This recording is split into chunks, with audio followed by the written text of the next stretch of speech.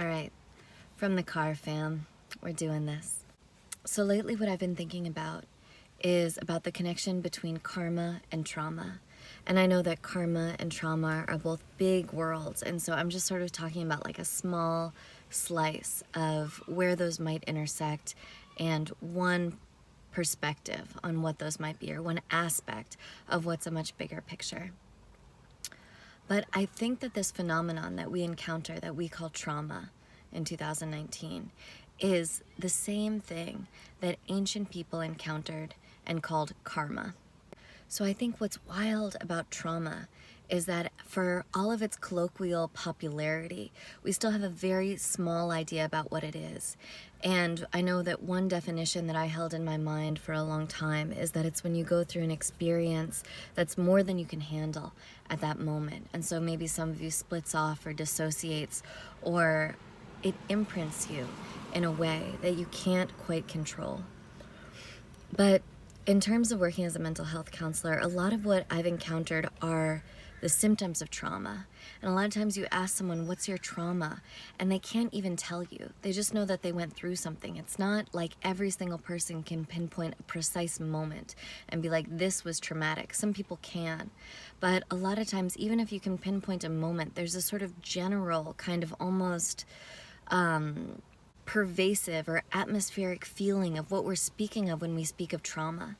And so more what I see on the other end are the impacts of trauma.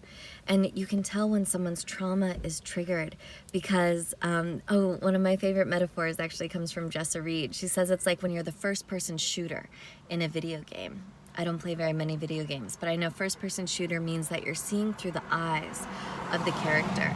And you can only see what they see. And I think the idea that you're a shooter in the game is actually appropriate, because at least I know for me, when I get in those places where my trauma is triggered, it's like all of a sudden, all I can see is my own perspective. It's super limited, and there's like this fight or flight like desire to kill down. Like I really feel like I'm a shooter or I'm being shot. It's like life or death in those moments. And that these moments where that trauma is kind of activated and I'm in that state, I'm in that mode of perceiving, it's the most heightened experience of one, separation, and two, reactivity that I encounter. So separation in terms of I'm me, I'm all alone, it's me against the world, everyone's against me, and I experience myself as being other than the other people that I'm with, or than nature, or whatever it is. And two, that I'm hyper reactive, right? That everything is just triggering this intense, like that fight, flight, freeze, appease desire to react super strongly inside of me. And three, that it's almost like a semi-unconscious hypnotic state where all of a sudden I am perceiving everything through the eyes of that trauma. I'm perceiving everything as if it's like confirmation bias. It's like proof confirming my story about how everyone is against me. And in a sense, these two elements of one, separation, a feeling of separation, and two, reactivity, are exactly what's talked about in terms of trauma. It's the patterns where we make ourselves other. It's that like known familiar feeling that causes that intense reactivity. And if you think about the depth of karma, I mean, it's in the literature, it's that karmic imprint is what led to this incarnation, right? It was like the unresolved aspects of that pattern. It was the continued experience of separation and reactivity that led from those previous lives into this life. And that's how it feels to me when I get in my trauma, that those states literally bind me to this life. They bind me to an egoic mode of perceiving and experiencing. And it's the binding to that known pattern that happens when that karmic pattern or traumatic pattern is activated. And it's also what literally maybe led to this incarnation. And if you think about trauma and karma being the same thing or sharing some sort of root, then it was actually that karma or that traumatic pattern inside that preceded this life. And it was that pattern that found resonance with this incarnation and allowed, sort of in the cymatic, harmonic emergence of the universe, for you to be born into the body that you are and into the life circumstances that you are. So that means that in terms of this karma or trauma, it found resonance with this current incarnation of your DNA. And then you get into things like intergenerational trauma, right? Which could mean that it's like, that it's passed down through so many different things, but it might actually be the incarnating energy that had that pattern inside it, that found this current incarnation of your DNA that matched with the pattern that it was holding, that matched with the life circumstances and events that would follow, that led to you being born in the body that you are. And that it's actually the life circumstances that show up in terms of early childhood development and later on through the different cycles of our life are almost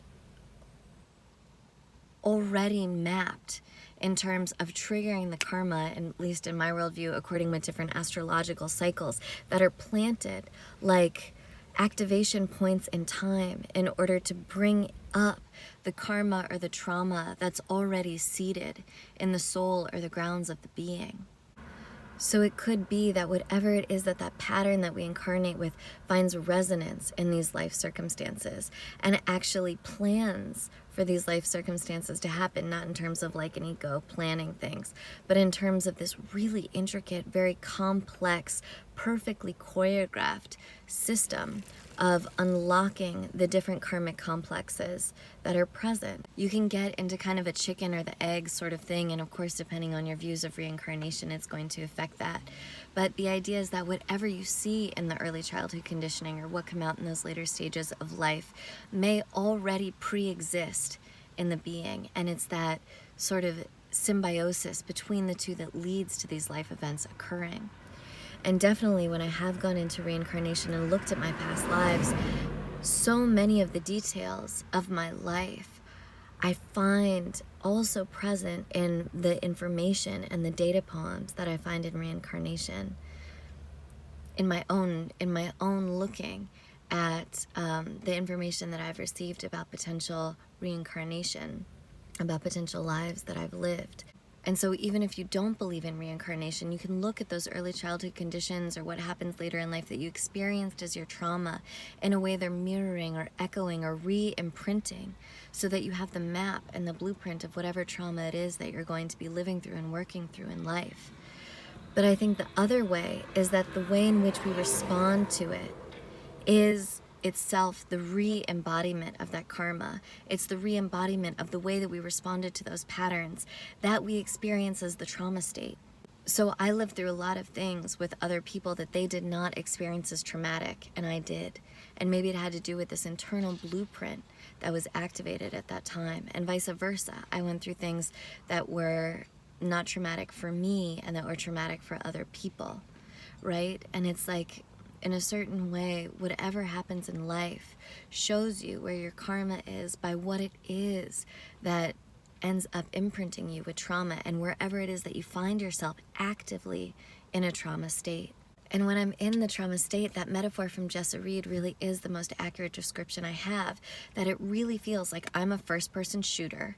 I'm like completely separate from my larger sense of awareness, from my tools. That feels like the only reality there is. I'm in complete reactivity. Everything is confirming my story. It feels like everyone is against me and I'm all alone, alone, alone forever. And it's like similar in process work to what we call the low dream state, right? It's like you are under this spell, perceiving everything in that way. And it's so wild to me about where it can come up. And I think especially in terms of our intimate relationships, it starts kicking up our trauma eventually. It starts kicking up our karma eventually because it's getting more and more intimate. It's getting closer and closer to those complexes. And then you can get in these modes where, like, right now I'm in this phase of my relationship where I'm working very deeply on my trauma and on my karma. And something small will happen in my relationship and it just like puts me there. And it's because I'm focusing and working on it, but it's so fucking intense when it comes up. Like, I was on the phone yesterday with my partner and I had like an abnormal pap smear, and I think colposcopies are kind of a hack for a lot of different reasons that I'll spare you. my rant about, but I got an abnormal pap smear. Next year I got another abnormal pap smear, and then this year they're like, you really need to do this colposcopy where they take a biopsy of one of the internal parts of your tissue on the inside of your cervix, just so that in case like 5 or 10 years down the road, they can see if it might develop into cervical cancer. I'm gonna try really hard to avoid that rant. But anyway, I was sitting there in the colposcopy office, and I had this insight about cancer and about how what cancer is it's your own body, it's your own cells, and it's your own cells are having a hyperactive immune response. So a lot of times where people get cancer is in the very parts of their body that have had to progressively and recurringly repair. So you get lung cancer if you smoke because your lungs are being damaged, and they're sending this message to your immune system to send cells to repair the damage to your lungs. Or skin cancer, if you have to like repeatedly replenish your skin with new cells, eventually your immune system starts kind of going haywire and oversending those cells. And that's what's so wild to think about, how we make cancer other when it's our own body attempting to protect itself in this way that has kind of gone off the rails. And so you hear people talk about how they're in a war against cancer, they're going to beat cancer, and obviously I don't have cancer, so it's easy for me to talk. But the idea is that it is yourself, it is part of you, and it's part of you that's been activated in order to protect yourself. And if you think about it, the sort of karmic like scar tissue that we create around our wounding, or the trauma patterns that we create around these complexes of separation and reactivity, is itself like a cancer. You know, it's like we go through something, or we have like something that just causes us the deepest level of suffering, and yet all of our attempts to sort of send our immune system there to heal and to repair it exacerbate the difference, you know? And then it's so funny because I was talking to my partner, and he was like interrupted me with his own idea, and I got all pissed. And a lot of my kind of like trauma pain state that I get into is feeling like very neglected and unseen and unloved and unmet, and like there's not enough space for me, and I'm not being fully like the deep parts of my heart and my soul aren't being touched and beckoned forth and facilitated to share their music, you know. And I'm gonna be like alone and totally neglected, and people just like me for what I can bring to their life and blah blah blah.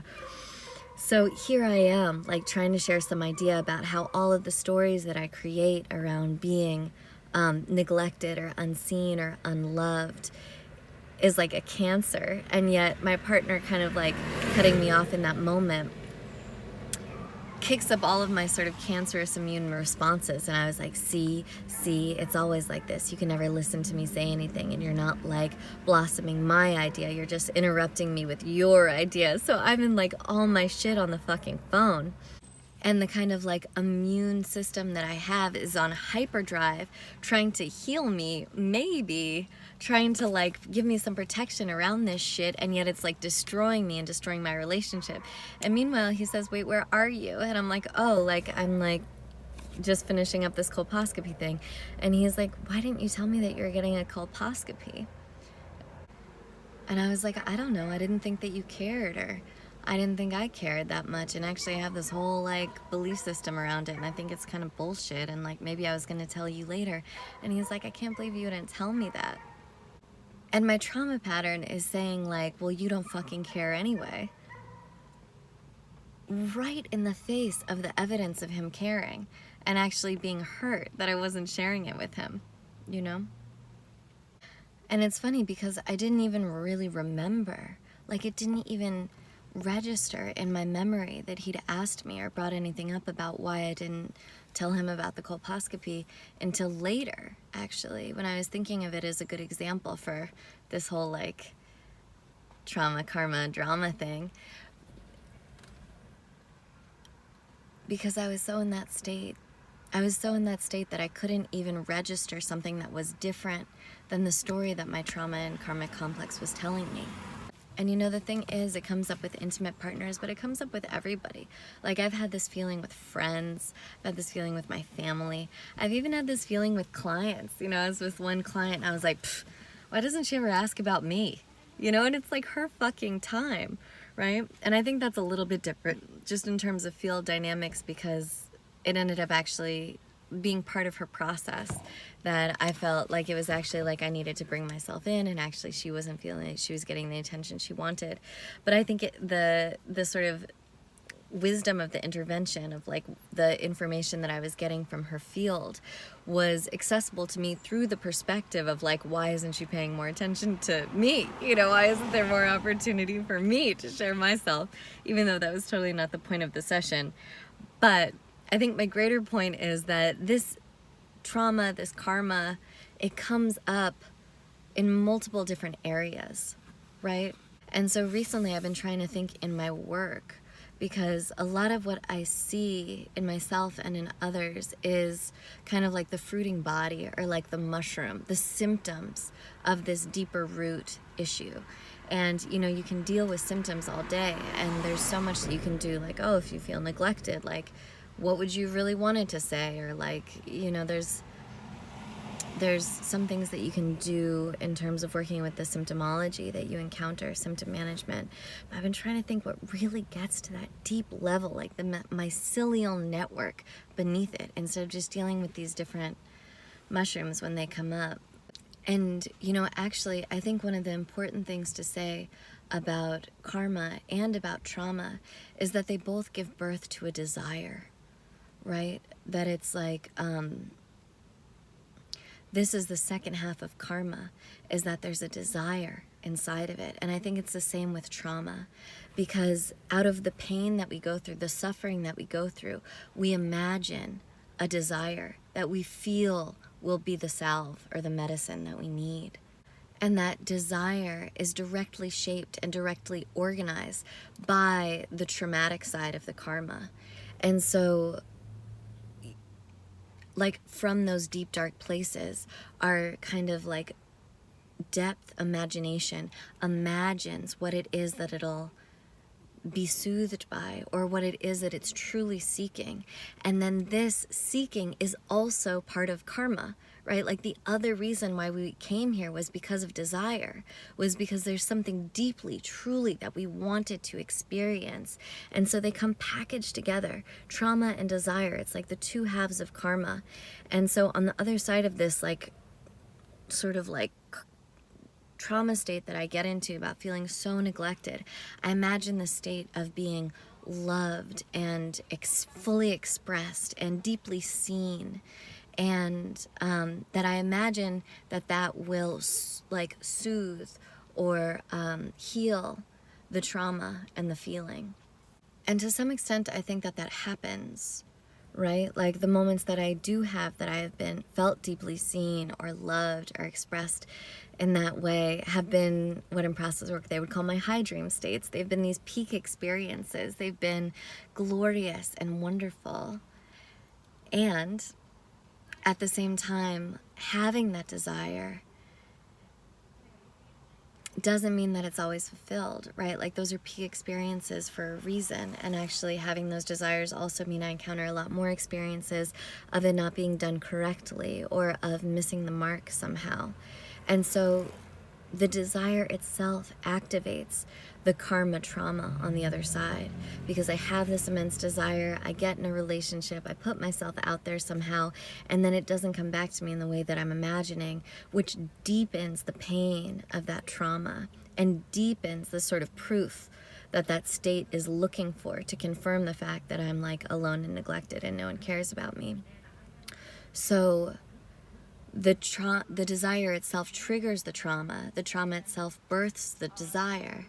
It's like, I want this and it's not happening, and it intensifies the patterns of separation and reactivity, because if I want this and it's not happening, then it's your fault.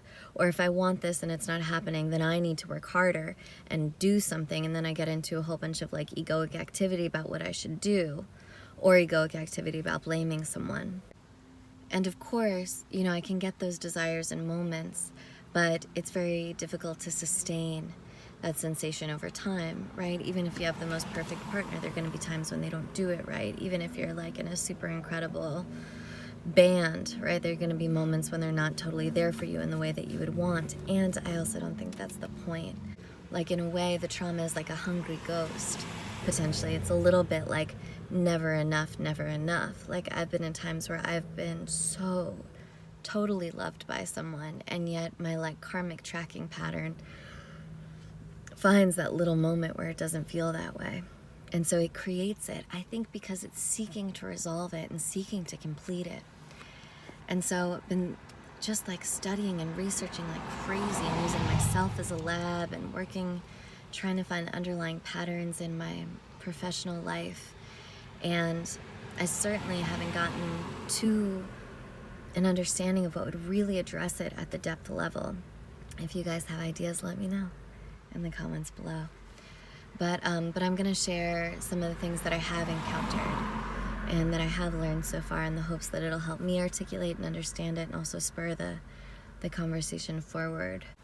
The first is that I think the desire side of this karma thing is also deeply connected to our dharma, right? So our dharma is what we're seeking to become. And I think that's where you get a little bit confused around desire, is we think it's supposed to come from the outside, from the external world responding with certain life circumstances, or from another person doing something that we want them to. But I think the deeper pattern of desire, that deeper dream that I'm longing for in a profound kind of spiritual, evolutionary way, is what I myself am learning how to become, right? I am learning how to become the love I seek.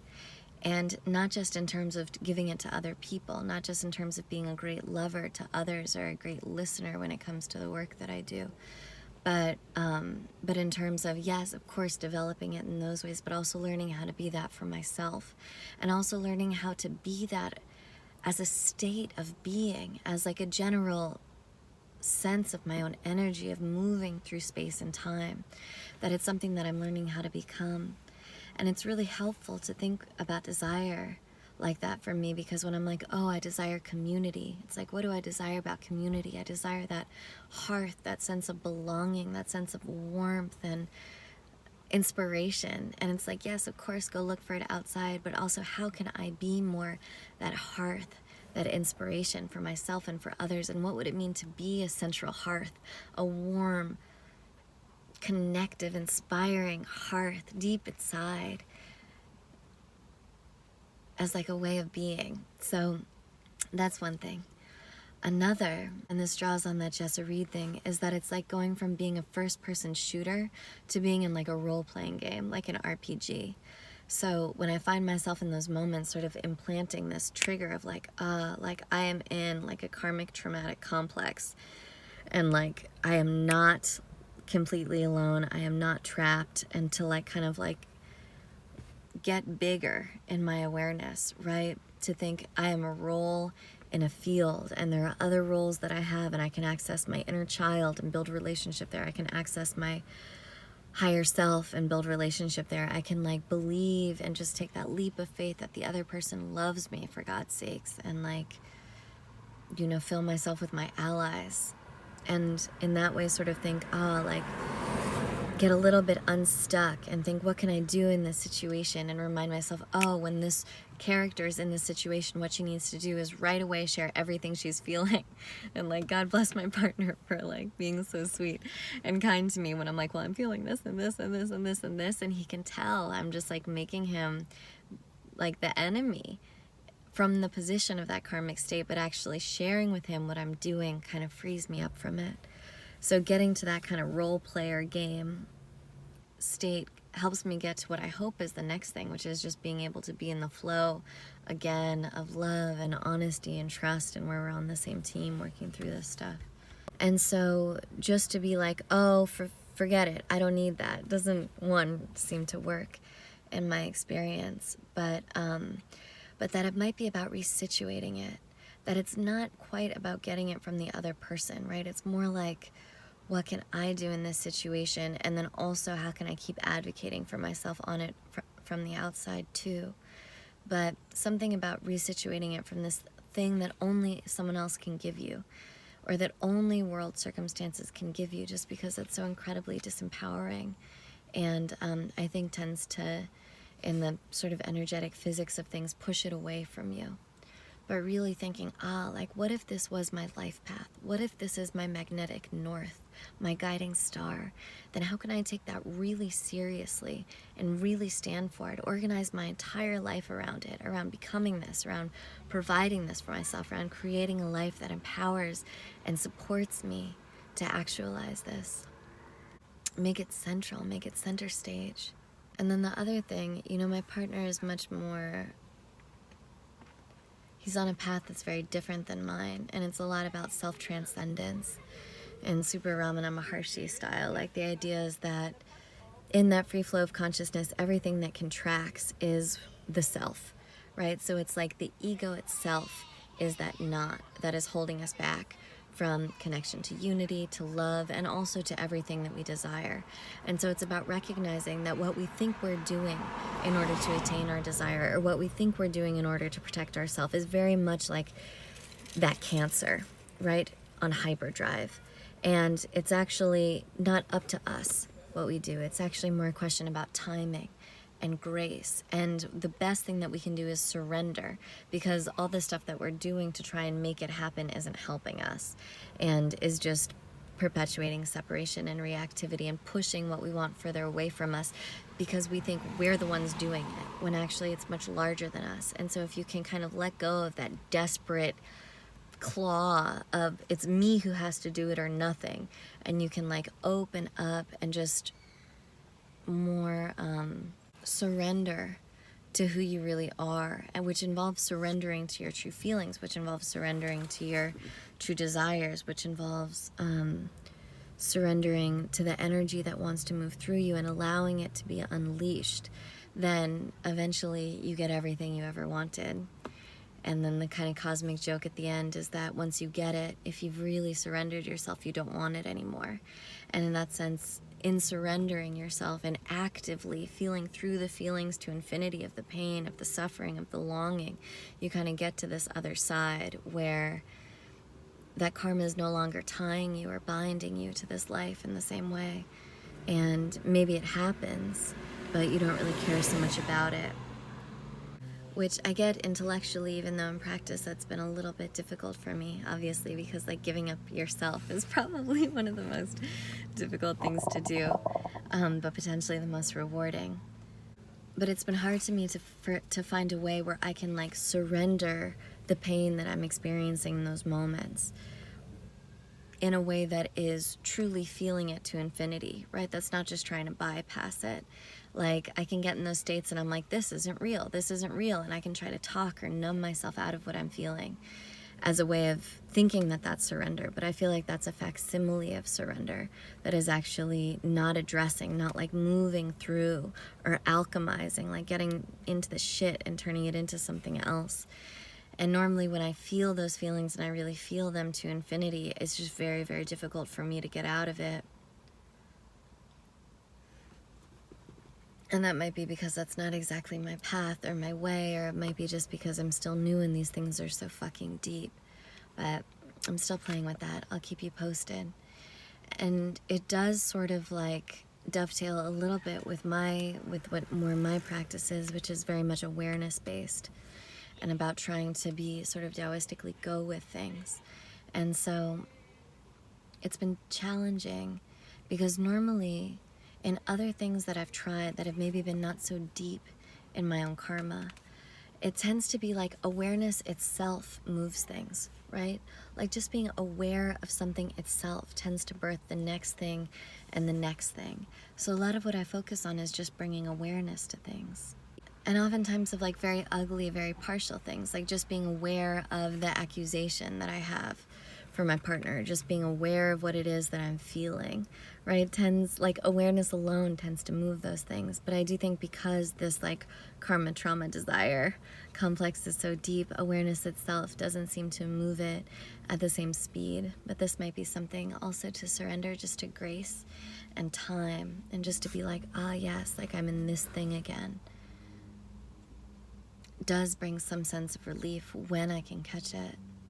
And I do feel like even just bringing that level of awareness, both to when I'm in those trauma places and to the desire places, has been helpful.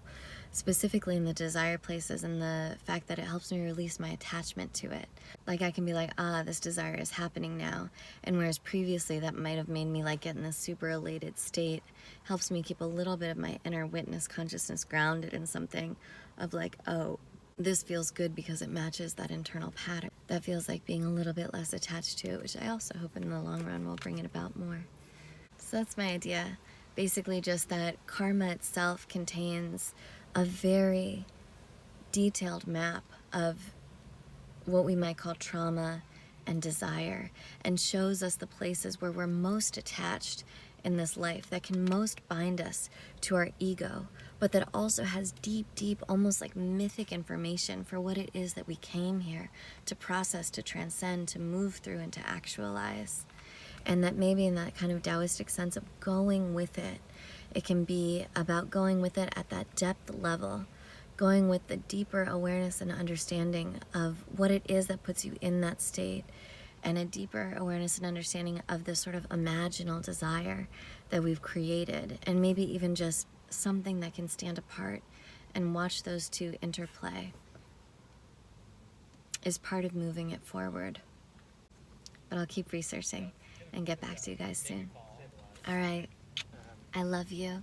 If you're dealing with your own trauma, desire, shit, I'll send you all of my love and my support, and I wish you depth awareness in everything that you do. All right. Mwah, mwah, mwah. See you next Friday.